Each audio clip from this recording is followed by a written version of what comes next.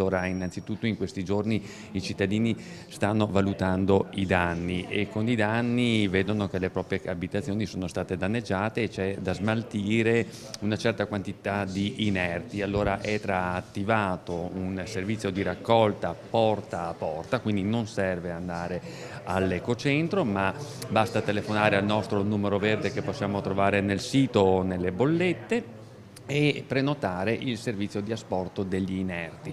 Un atto concreto per i cittadini di Cadoneghe dopo l'eccezionale grandinata dello scorso 19 agosto. Molti i danni che il comune ha subito. Il sindaco Michele Schiavo parla di circa 120.000 euro, di cui l'80% circa coperto da assicurazione per l'amministrazione. Una stima certa dei danni subiti dai cittadini, però, è ancora difficile farla. Numeri si fa fatica a dirli, ma credo che ci avviciniamo alle 2000 macchine, per dire autovetture. Abbiamo circa, almeno segnalazioni fino a questo momento, di 50-60 impianti di fotovoltaico e numerosissimi lucernali.